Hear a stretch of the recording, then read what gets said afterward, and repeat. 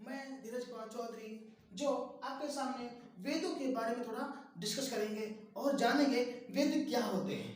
जैसा आपने कभी पढ़ा होगा कि वेद कितने प्रकार के होते हैं, ये 4 प्रकार के होते हैं। कितने प्रकार के होते हैं? 4 प्रकार के होते हैं। जबकि आपको पता है ऋग्वेद, सामवेद, यजुर्वेद और अथर्ववेद, जिसमें हम ऋग्वेद के बारे में जानकारी हासिल करेंगे।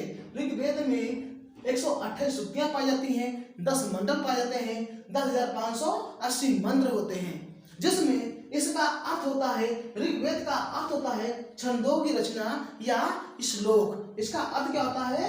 छंदों की रचना या श्लोक होता है। जैसा कि आपने पता है कि इसमें देवी देवताओं की प्रधानता मानी जाती है। ऋग्वेद में देवी देवताओं की क्या प्रधानता मानी जाती है। इसमें वेदों का संग्रहकर्ता कौन पाया जाता है?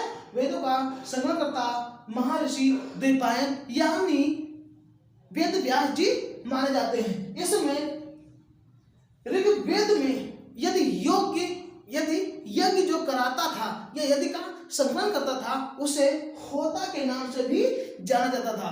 होता के नाम से भी जाना जाता था।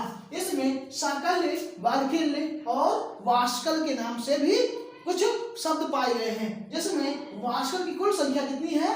56 है, 56 पाई गई है, जो अभी तक उपलब्ध नहीं हुए हैं। जो अभी तक क्या हुए?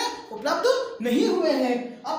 जबकि इसमें 10 मंडल भी पाए गए हैं। जैसा कि आपने पढ़ा 2,7 यानी 2 और 7 मंडल में पुराने हैं। ऐसे पुराने, इतने पुराने हैं, यहाँ पर कुछ विवरण नहीं है। जबकि 1, 8, 9, 10 ये सब किससे जुड़े हुए हैं? पार्वती मंडल से जुड़े हुए हैं। किससे? पार्वती के काल से भी जुड़े हुए हैं। जिसमें 10वां मंडल जो है पुरुष सूक्ति से भी माना गया है। 10वां मंडल क्या है? पुरुष सूक्ति भी माना गया है। इसमें तृतीय मंडल में गायत्री मंत्र तथा चतुर्थ मंडल में कृषि यानी वामदेव के बारे में भी हमें वर्णन मिलता है। इसमें ब्राह्मण ग्रंथ 2 प्रकार का होता था। ब्राह्मण 2 प्रकार का होता था, जिसमें ऐत्रेय और कौशिकीय। ये ऐत्रेय ब्राह्मण वे ब्राह्मण होते थे जो महितास के द्वारा अपनी माता के नाम पर ऐत्रेय ब्राह्मण का नाम दिया गया था। जो कहा गया है ऐत्रेय के संग्रहकर्ता कौन है? महिदास माने जाते हैं। जबकि कौशिकी ब्राह्मण के कौशिक कृषि ऋषि माने जाते हैं, जिसमें कौशिकी ब्राह्मण यज्ञ कराने या यज्ञ संपन्न कराने में सहयोग अपना देते थे। और आरण्यक वन में लिखा जाने वाला एक वन पत्रिका थी, यानी वन पुस्तक थी, जो वनों में भटकते थे, वनों में चलते थे और वनों में शिक्षा ग्रहण करते थे, चलते फिरते शिक्षा ग्रहण करते थे। और वनों के द्वारा जो पत्र लिखा गया था वन पत्रिका, जिसे हम आरण्यक के नाम से भी जानते हैं। और उपनिषद भी एक शब्द है, जिसमें यह ऋग्वेद से भी जुड़ा हुआ है। उपनिषद का संख्या कितनी है? 108 मान जाती है। जबकि उप प्लस निषद ये दोनों क्या है?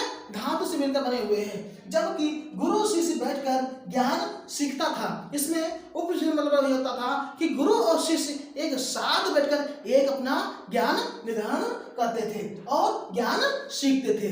जैसा कि आपने पढ़ा ऋग्वेद, हम आगे आते हैं सामवेद के बारे में थोड़ा चर्चा करेंगे। जय हिंद।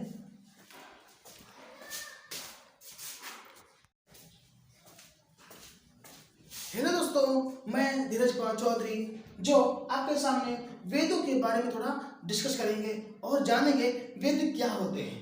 जैसा आपने कभी पढ़ा होगा कि वेद कितने प्रकार के होते हैं? ये 4 प्रकार के होते हैं। कितने प्रकार के होते हैं? 4 प्रकार के होते हैं। जबकि आपको पता है ऋग्वेद, सामवेद, यजुर्वेद और अथर्ववेद, जिसमें हम ऋग्वेद के बारे में जानकारी हासिल करेंगे। ऋग्वेद में 128 सूक्तियां पाई जाती हैं, 10 मंडल पाए जाते हैं, 10,580 मंत्र होते हैं, जिसमें इसका अर्थ होता है, ऋग्वेद का अर्थ होता है छंदों की रचना या श्लोक। इसका अर्थ क्या होता है? छंदों की रचना या श्लोक होता है। जैसा कि आपने पता है कि इसमें देवी देवताओं की प्रधानता मानी जाती है। ऋग्वेद में देवी देवताओं की क्या प्रधानता मानी जाती है। इसमें वेदों का संग्रहकर्ता कौन पाया जाता है? वेदों का संग्रहकर्ता महर्षि द्वैपायन यानी वेद व्यास जी माने जाते हैं। इसमें ऋग्वेद में यदि यज्ञ जो कराता था या यदि का संकलन करता था उसे होता के नाम से भी जाना जाता था, होता के नाम से भी जाना जाता था। इसमें साकल्य, वार्किल्य और वाष्कल के नाम से भी कुछ शब्द पाए गए हैं, जिसमें वाष्कल की कुल संख्या कितनी है? 56 है, 56 पाई गई है, जो अभी तक उपलब्ध नहीं हुए हैं, जो अभी तक क्या हुए? उपलब्ध नहीं हुए हैं। जबकि इसमें 10 मंडल भी पाए गए हैं, जैसा कि आपने पढ़ा 2,7 यानी 2 और 7 मंडल में पुराने हैं, ऐसे पुराने, इतने पुराने हैं, यहाँ पर कुछ विवरण नहीं है। जबकि 1, 8, 9, 10 ये सब किससे जुड़े हुए हैं? पार्वती मंडल से जुड़े हुए हैं। किससे? पार्वती के काल से भी जुड़े हुए हैं, जिसमें 10वां मंडल जो है पुरुष सूक्ति से भी माना गया है। 10वां मंडल क्या है? पुरुष सूक्ति भी माना गया है। इसमें तृतीय मंडल में गायत्री मंत्र तथा चतुर्थ मंडल में कृषि यानी वामदेव के बारे में भी हमें वर्णन मिलता है, इसमें ब्राह्मण ग्रंथ 2 प्रकार का होता था। ब्राह्मण 2 प्रकार का होता था, जिसमें ऐत्रेय और कौशिकीय। ये वे ब्राह्मण होते थे जो महिताक्ष के द्वारा अपनी माता के नाम पर ऐत्रेय ब्राह्मण का नाम दिया गया था। जो कहा गया है ऐत्रेय के संकलनकर्ता कौन है? महिदास माने जाते हैं, जबकि कौशिकी ब्राह्मण के कौशिक कृषि ऋषि माने जाते हैं, जिसमें कौशिकी ब्राह्मण यज्ञ कराने या यज्ञ संपन्न कराने में सहयोग अपना देते थे। और आरण्यक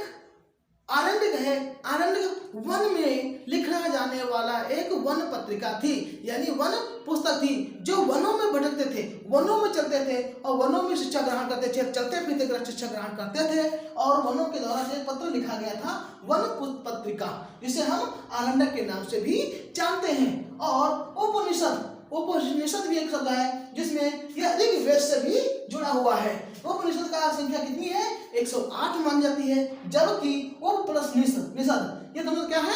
धातु से मिलकर बने हुए हैं। जबकि गुरु शिष्य बैठकर ज्ञान सीखता था। इसमें उपनिषद मतलब ये होता था कि गुरु और शिष्य एक साथ बैठकर एक अपना ज्ञान निर्धारण करते थे और ज्ञान सीखते थे।